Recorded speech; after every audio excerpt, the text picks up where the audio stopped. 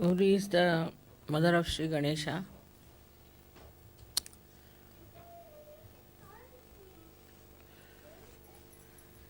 And she produced Sri Ganesha because she was having a bath, and to protect her chastity, she created Sri Ganesha. In the same way,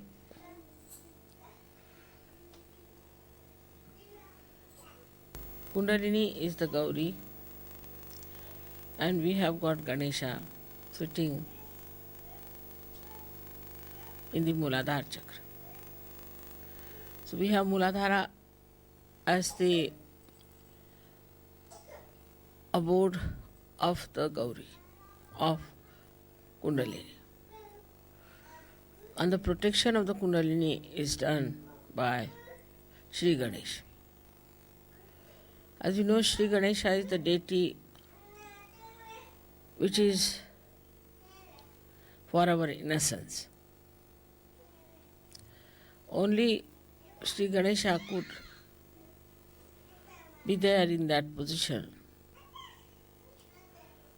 because as you know, the pelvic plexus looks after all the excretory functions. And it is Shri Ganesha only who can really stay there without getting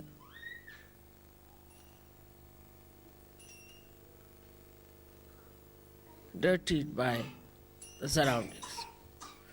He's so pure, he's so innocent.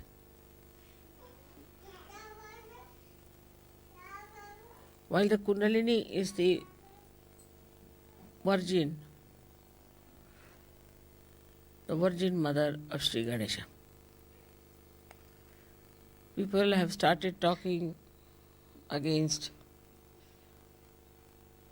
Mary by saying that there was something wrong.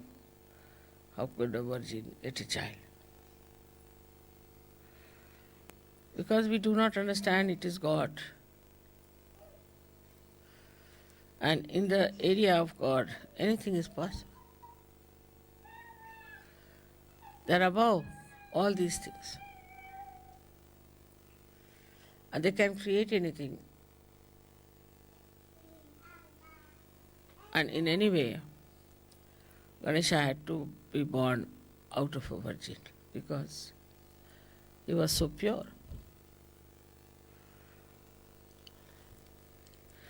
So Kundalini has to be supported by Sri Ganesha. If Sri Ganesha is weak, then Kundalini cannot be supported. Sri Ganesha has to support her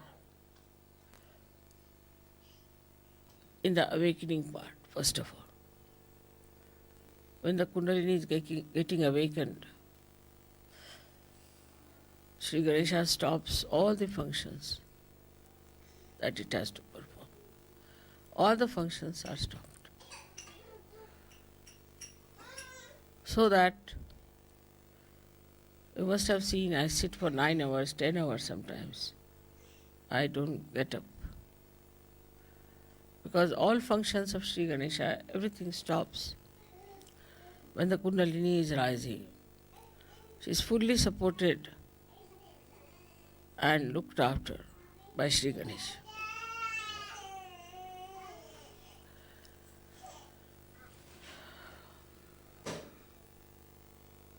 Kundalini is the energy that you know which gives you your ascent. But it's a virgin energy. It's an energy that is detached. It doesn't get attached to any center,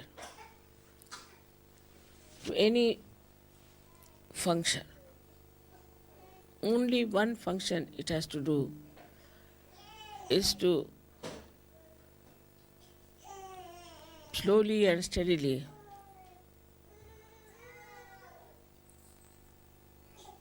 pass through all these centers, nourish them, give them whatever they like, whatever they want, whatever they can bear.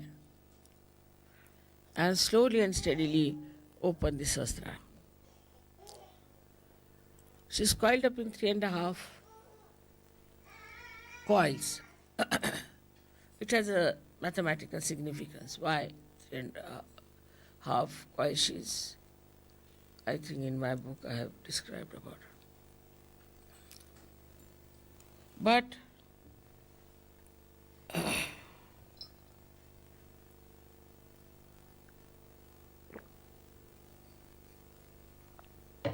though she is a virgin energy, still she is so wise, so sensible, so loving, and so caring that when she rises, she doesn't give any complications to you.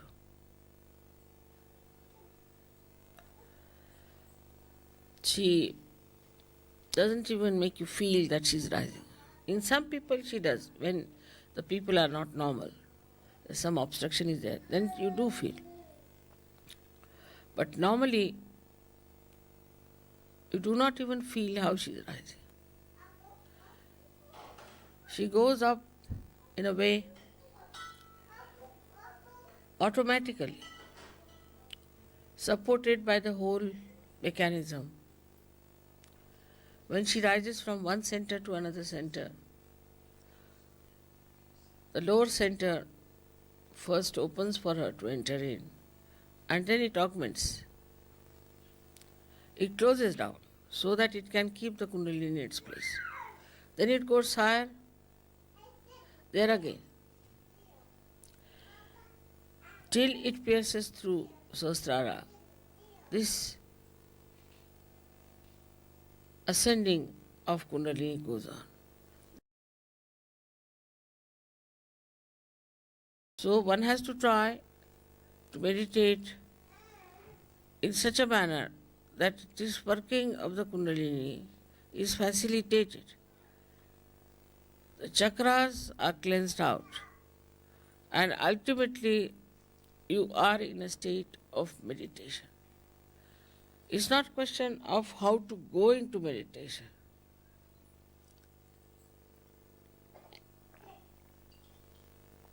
But it's the question how to be in meditation all the time. So as you know that Kundalini, when she reaches the Agya Chakra and when she opens Agya Chakra, then you can be in thoughtless awareness. Then you don't think. Thinking just stops. You watch everything, just watch. But you do not get involved into what you are watching, but you just watch. And that watching itself gives you the growth within. Think of the tree which is, say, in a turmoil or during earthquake. It won't grow. When the earthquake stops, everything becomes quiet, everything is peaceful, then only the tree can grow. In the same way, our growth can only take place if we are peaceful within ourselves. So for a Kundalini growing wider and wider and rising higher and higher, first thing is we must have peace within ourselves. But this peace is possible if you can make really peace with others. If you cannot make peace with others who are in Sahaja, who are in the collective, if you are in a turmoil, this Kundalini can never rise. That is why collectivity is so important. Without collectivity, your Vishuddhi cannot open. And without collectivity, you cannot have the growth of your spirituality. If the growth of the spirituality, as they say, the tree of life is upside down and the roots are in the brain. And this Kundalini has to go and water that brain. As we water the roots, then it starts flowing downward. And that's how we start expanding. When you start expanding, then you touch the depth of your divinity. And once you have touched the depth of your divinity, then you start working it out in such a manner that people will know that you are yogis, you are people of higher realm, you have something great. It is not how many times you read something, it's not how many times you talk about Sahaja, it's not even how many times you just go on reciting names, but how many times from your heart your pure desire is to ascend. If this pure desire cuts upon you, then the first thing and the last thing you will do is to meditate. You can't do without it. Even if you try, you can't do it without it. If you will sleep without meditating, you think, oh, I have not meditated. Not out of guilt, but I have missed something. I have missed something. That should happen to us. So this power of Gauri has to be respected because she is our mother. She is our individual mother. She has given us second birth. She is the one who knows all about us. She is so gentle, so kind. How she slowly rises. She doesn't give us trouble. She takes all the trouble of penetrating through these centers and she gives us the second birth. Because she understands everything. She knows everything. She organizes everything. She brings forth all the beauty that you are. Once you start developing that beauty within yourself, then you will be surprised how powerful you are. Because all these things are of the same nature. Is the truth that you discover, is the same as the beauty, is the same as the joy. You don't have to think that joy is separate, truth is different, beauty is different. Because we are not yet at that point, we just take one facet. But once we reach that point, then the whole thing seems to be one. There is no differentiation at all. It's all one. Many facets of a diamond, but it's one diamond. And that diamond is yourself, your spirit.